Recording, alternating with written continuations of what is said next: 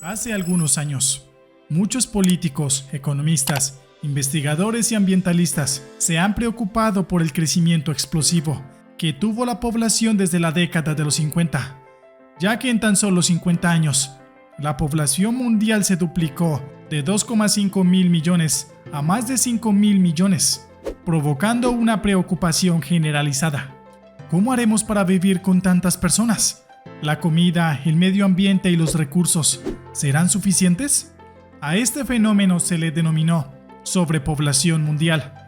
La sobrepoblación mundial se refiere al hecho de que hay más personas de las que el mundo puede alimentar, vestir y alojar de manera sostenible a largo plazo. O eso se creía, ya que los cálculos que hicieron los economistas e investigadores no tuvieron en cuenta el enorme progreso tecnológico que nos ha permitido aprovechar infinitamente mejor los recursos. Pero, ¿aún crees que la sobrepoblación mundial será un problema en el futuro? Bien, veamos algunas estadísticas. En esta gráfica se muestra la pirámide poblacional de España en el año 2023. Como puedes ver, actualmente la pirámide poblacional está empezando a invertirse. ¿Esto qué significa? Significa que actualmente España está poblada mayormente por gente entre los 40 años en adelante, y la tendencia no parece mejorar. En esta otra gráfica se muestra la estimación de cómo sería la pirámide poblacional de España en el año 2050. Aquí podemos ver que la pirámide está completamente invertida. Pero, ¿esto por qué es un problema? Para que un país pueda progresar económicamente, necesita personas jóvenes que puedan impulsar la economía, ya que entre más personas habrá una mayor demanda de bienes y servicios. España es un país con un sistema de bienestar altamente desarrollado y una reducción en su tasa de natalidad es alarmante. Están ante el gran problema de tener una población grande, envejecida y económicamente inactiva, que es sostenida por los ingresos fiscales de los trabajadores, que cada vez son menos. Se necesitan personas que trabajen, aporten para las pensiones y puedan pagar los impuestos.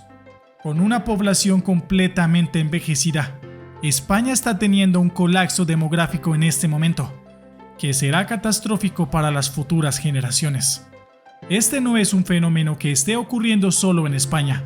De hecho, gran parte de Europa, China, los países de primer mundo e incluso en América Latina están experimentando una gran reducción en su tasa de fecundidad. La proyección mediana de la División de la Población de las Naciones Unidas estimó hace algunos años que habrá 9.700 millones de personas en el año 2050 y 10.900 millones en el año 2100. En esta gráfica podemos ver claramente cómo la curva de crecimiento poblacional se está aplanando.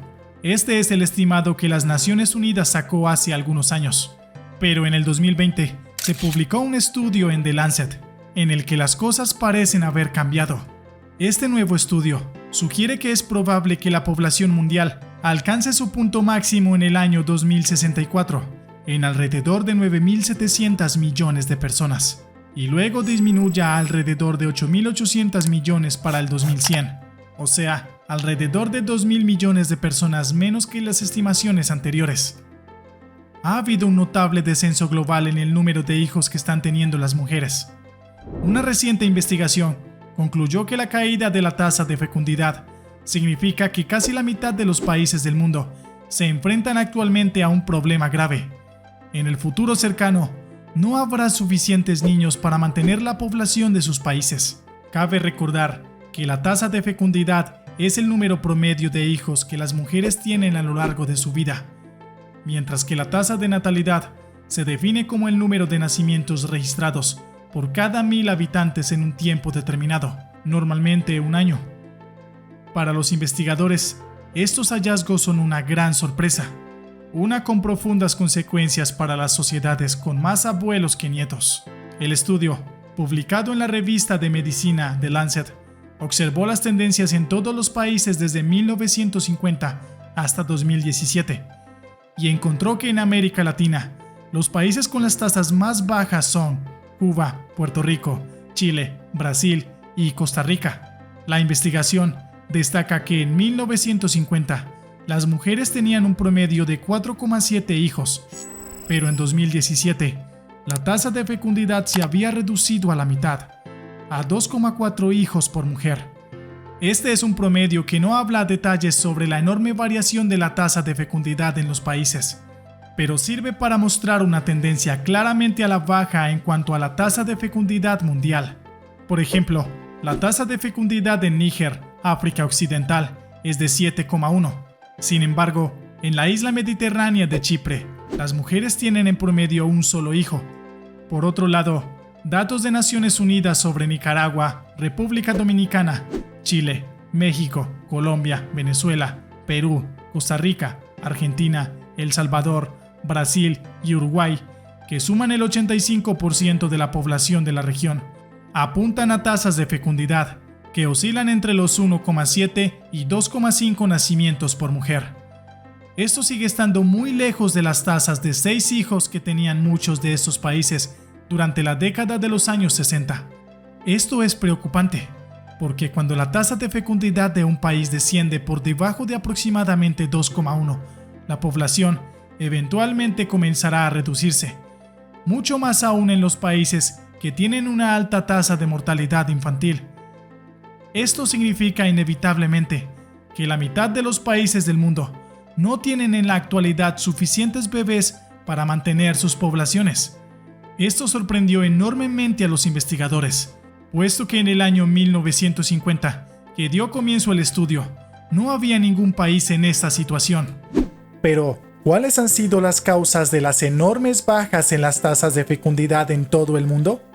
Existen varias causas que pueden haber contribuido a las bajas tasas de fecundidad. En las sociedades donde las mujeres tienen un mayor acceso a la educación y al empleo, las mujeres tienden a retrasar el momento en que desean tener hijos, o incluso deciden no tenerlos, pues muchas prefieren dedicar su vida a su crecimiento económico, profesional e intelectual. Además, también se ha producido un cambio en los roles de género, donde cada vez son más los hombres que se involucran en la crianza de los hijos y las tareas domésticas. La disponibilidad de métodos anticonceptivos eficaces ha permitido que las personas tengan más control sobre su reproducción y, por lo tanto, puedan elegir cuándo y con qué frecuencia quieren tener hijos. El costo de criar a un hijo ha aumentado significativamente en muchas partes del mundo, pues vivir en una ciudad poblada no es nada barato cuando tienes hijos. Los gastos en la educación, la atención médica y la vivienda son tremendamente caros en algunas ciudades. Esto ha llevado a que muchas parejas decidan tener menos hijos o incluso opten por no tenerlos. Las familias cada vez son más pequeñas. En el campo, las parejas decidían tener más hijos, puesto que más hijos significaba más manos para ayudar en la granja. Pero en la actualidad, más hijos no significa más prosperidad económica. El caso de China. El caso de China es particularmente diferente. China ha experimentado un enorme crecimiento de población desde 1950, pasando de unos 500 millones de habitantes a 1.400 millones. Sin embargo, ahora el gigante asiático también enfrenta el desafío de la baja tasa de fecundidad, que se situó en solo 1,5 en 2017. Este freno en la tasa de fecundidad fue producto de una política errónea llamada política de un solo hijo. Esta política trataba de evadir el crecimiento desproporcionado de la población china, limitando a las parejas a tener un solo hijo. De lo contrario, podrían acarrear serias consecuencias legales. ¿Qué consecuencias tiene a largo plazo las bajas tasas de natalidad y fecundidad en el mundo? Las consecuencias serán muy importantes, especialmente para los países europeos, que verán una increíble disminución de sus pobladores a lo largo de los años. La primera consecuencia directa que tendrán las bajas tasas de natalidad y fecundidad es una gran disminución del crecimiento económico, debido a la menor demanda de bienes y servicios. Si la población envejece y se reduce el número de personas en edad laboral, habrá una disminución en la fuerza laboral y un aumento de la dependencia de los jubilados. La baja tasa de fecundidad también aumentará enormemente los costos de la seguridad social. Veamos el porqué. El programa de pensiones de los gobiernos funciona de una manera sencilla. Se espera que a medida que los jóvenes entren en la edad adulta y empiecen su vida laboral, con sus aportes fiscales, ellos puedan sostener a la gran cantidad de jubilados que se están retirando de su vida laboral y empiecen a disfrutar de una pensión. Este sistema funciona bajo dos premisas, y es que se debe mantener el crecimiento económico y la población debe permanecer relativamente estable en el tiempo, es decir, que el número de nacidos más el número de inmigrantes sea igual o ligeramente mayor al número de muertes más el número de emigrantes. Muchos países como Estados Unidos hacen esfuerzos como flexibilizar las políticas migratorias para que lleguen más inmigrantes. Otros países crean planes de estímulos para hacer que sus pobladores deseen tener más hijos. O por ejemplo, otros países como Japón apuestan por la creación de robots que sustituyan a la mano de obra en el futuro. Ya veremos si esto funciona en el futuro. También hay más problemas. La disminución de la población traerá consigo mucho menos progreso tecnológico y habrán menos ideas. Para que ocurran cosas tan increíbles como la creación de Internet, la construcción del gran colisionador de hadrones, la creación de vacunas en un tiempo récord, se necesitan ideas, se necesitan personas que estén capacitadas y puedan compartir sus puntos de vista. Pero aún hay esperanza. La ONU proyecta que la población mundial aumentará de 7.700 millones en la actualidad a 10.900 millones en el 2100. La mayor parte de ese crecimiento provendrá de África. Su participación en la población mundial aumentará del 17% al 40%. Más de 8 de cada 10 personas vivirán en Asia o África a finales del siglo. Esto significa que Asia y África se convertirán en los motores de la economía del futuro. Sin duda, este siglo definirá por completo el rumbo que tendrá la humanidad, y será muy interesante ver qué harán los países para evitar el inevitable colapso demográfico que estamos experimentando. Ok, esto ha sido todo por hoy. Gracias por seguirnos. Si te ha gustado este video, no olvides darle like.